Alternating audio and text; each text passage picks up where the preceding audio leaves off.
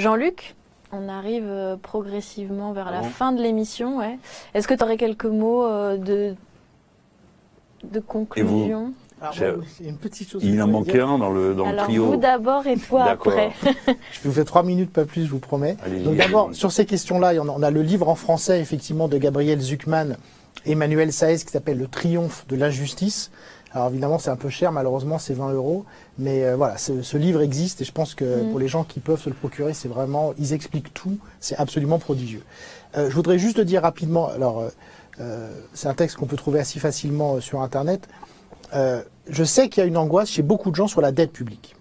Et là, en fait, ça renvoie justement à un problème majeur de notre société qu'on n'a pas évoqué aujourd'hui, c'est la question de l'éducation. C'est-à-dire que quand on est au collège ou au lycée en France, on est parmi des pays où les enfants sont assis sur leur chaise le plus d'heures dans l'année. Et on réussit l'exploit à ne pas du tout leur enseigner le pays dans lequel ils vivent. Et donc les gens paniquent sur la dette publique parce que c'est normal, ils ne savent pas comment l'État s'endette, ils ne savent pas ce que c'est qu'une obligation, ils ne savent pas ce que c'est qu'une banque centrale, ils ne savent pas ce que c'est que les taux d'intérêt. Donc je ne peux pas le faire en 3 minutes, mais ça s'explique assez facilement. Bref, ce qu'il faut quand même savoir quand on regarde les faits aujourd'hui, c'est que la dette publique, c'est exactement comme le changement climatique, sauf que c'est de le côté sympa de la force, c'est que l'avenir est connu. Et on sait, du fait du fonctionnement du marché des obligations, que le coût de la dette, rapporté à la richesse produite en France, ne va faire que baisser dans les années qui viennent.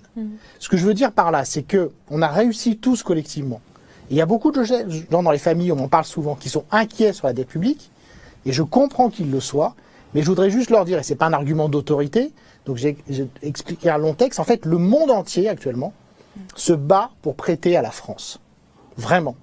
Et là aussi, c'est une énorme victoire, malheureusement, intellectuelle de notre imaginaire, de tous les gens méchants qui nous embêtent depuis des années, c'est d'avoir réussi à nous faire croire qu'on était pauvres, qu'on était un pays dysfonctionnel. On a des infrastructures, on a un État, même si effectivement il est gravement entamé, mais comparé, parce que c'est ça qui est drôle, c'est que les comparaisons internationales, c'est toujours que dans un sens. Hein, on travaille moins que ceux-là, on est moins productif, etc. Mais quand vous regardez la planète aujourd'hui, notamment la planète finance, qu'est-ce qui se passe? Les classes moyennes de la planète entière n'ont pas la sécurité sociale. Elles sont obligées d'épargner pour leur retraite. Et ces gens-là, c'est pas eux qui gèrent l'argent, c'est les grands fonds de pension. Et ces grands fonds de pension qui collectent des sommes complètement vertigineuses, ils cherchent des débouchés. Et ils sont en fait obligés de nous prêter. Moi, j'ai assisté à l'agence France Trésor à une adjudication de la dette française. Je vous garantis qu'en quelques secondes, la France emprunte 10 milliards, 20 milliards, comme elle veut. Et il faut bien comprendre aujourd'hui que c'est l'État français qui, entre guillemets, excroque les fonds de pension américains, puisque ces gens-là, ils nous donnent 1 milliard, et dans 10 ans, on va leur rendre moins qu'1 milliard. D'accord? Donc la dette publique aujourd'hui n'est pas un problème, la dette publique est une solution, mais encore une fois, encore faut-il le savoir. Donc voilà, donc les inquiétudes là-dessus, on oublie, et donc ça permet effectivement de faire la transition écologique, un certain nombre de choses. Jean-Luc, quelques mots de conclusion. C'est difficile. Bon, les sujets étaient tellement vastes que c'est... Et les propos couvrant un champ si large, on ne peut pas résumer ça. Mais ce qui me paraît important pour ceux qui nous écoutent, c'est qu'en nous écoutant, ils commencent une cure de désintoxication. Nous sommes là 5 et nous manifestons des points d'accord sur des thèmes qui sont le contraire de ceux dont on nous a bourré le crâne pendant 10 ans, 15 ans, 20 ans. Beaucoup d'entre nous ont été le dos au mur à résister et à dire mais non. Par exemple, le thème de la dette, là nous avons quand même remporté une victoire ces temps derniers. Le thème de l'annulation de la dette est venu en débat. Je ne veux pas l'ouvrir à cet instant, parce qu'on ne veut pas non plus faire croire que la dette en soi serait une mauvaise chose. Ça, c'est l'argumentaire libéral. Mais comment il est possible de revenir sur cette dette? Encore une fois, moi, mes arguments dans ce domaine, parce qu'elle est quand même importante, c'est pas tant que ça. Une année de production, bon, si on rapporte à un titre moyen de dette, c'est 14%, c'est rien du tout, quoi. Mais enfin, on n'a jamais vu dans l'histoire que de telles dettes soient remboursées. Donc, vous le savez, je le sais, tous nous le savons, mais on fait comme si. Or, non, cette dette devra être détruite d'une manière ou d'une autre. Alors, on a la guerre, l'hyperinflation, la banqueroute. Bon, ce sont des solutions que je ne juge pas raisonnables. Donc, moi, je ne ferai pas ça. ce que je ferai, c'est une annulation, un gel, qui permettent à l'inflation de la faire fondre et disparaître, puisque l'argent de la Banque Centrale Européenne n'existe pas, et la dette non plus.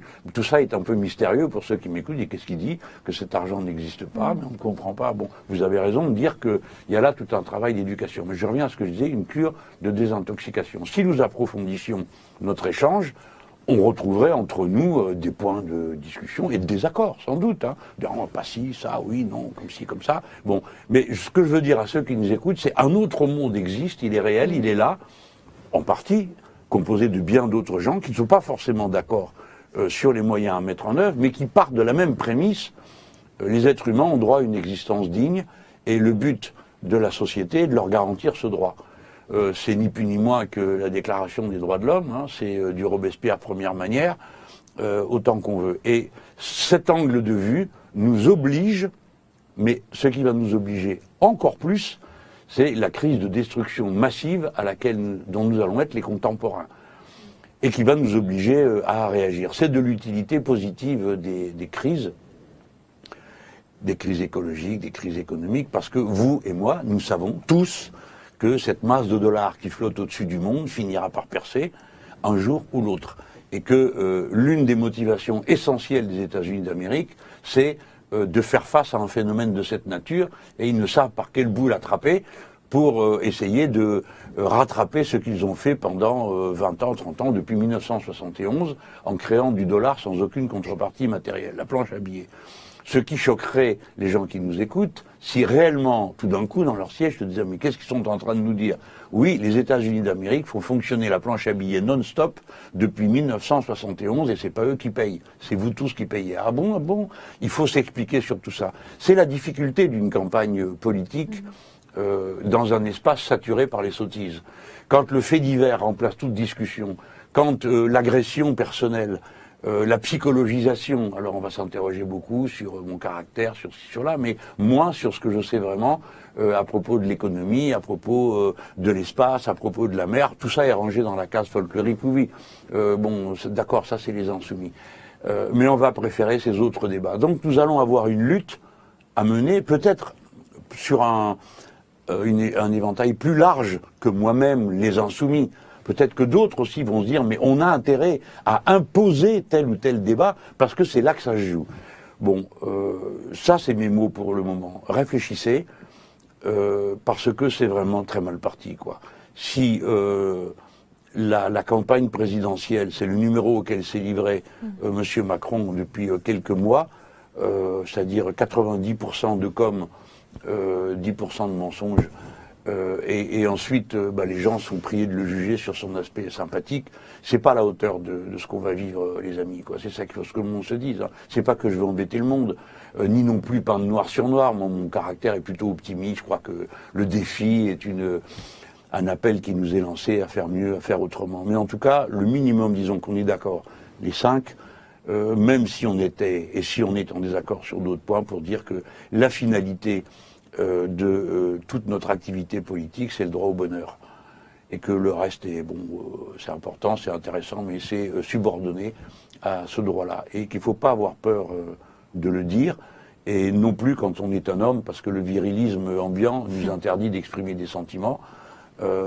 Cette catégorie est réservée à d'autres, mais je crois que c'est notre devoir, justement, d'aller en contre de cette culture pyramidale, viriliste, qui interdit de dire oui, on est là pour vivre si on peut, sympa. Alors, vous avez là un bouquin que vous me montrez. Qui dit exactement ça, que les modèles coopératifs enseignés dès l'enfance ont des bénéfices psychologiques, sociaux, c'est le résultat de pour vivre heureux, vivons égaux, mais c'est génial ça. Et oui. 30 ans de travail, des médecins, voilà, Wilkinson et Pickett, un travail fabuleux, et ça c'est vraiment une compilation de travaux d'économie, de sociologie, de psychologie, qui montre, encore une fois, l'égalité. Je vais m'y mettre, parce que j'ai besoin de matières premières pour moi aussi me désintoxiquer. Hein. Je suis comme tout le monde, au bout de 20 ou 30 minutes, je me mets à parler le sabir et le jargon ordinaire, je justifie tout par des résultats financiers, alors que, on peut dire que c'est vraiment pas le sujet, quoi.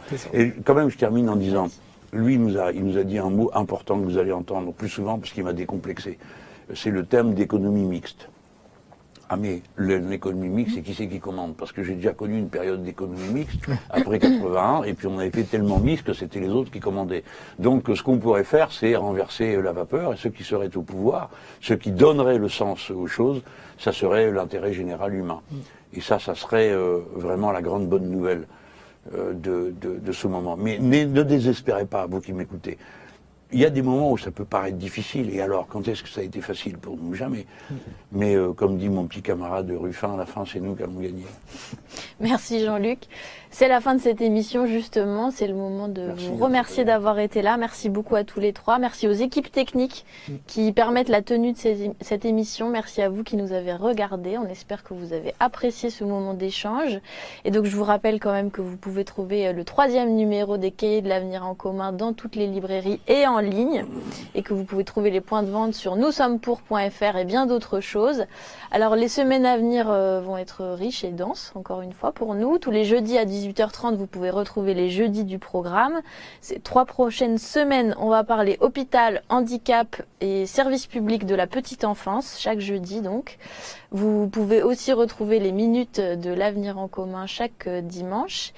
Et puis, Jean-Luc, ce dimanche prochain, 6 juin, à 15h, tu seras dans les Alpes de Haute-Provence, à Château-Arnoux-Saint-Auban. C'est une ville, pour un meeting, et ce sera diffusé en live sur tous tes réseaux sociaux, donc suivez ce discours, ce meeting dimanche. Voilà, merci beaucoup, bonne soirée et à très bientôt.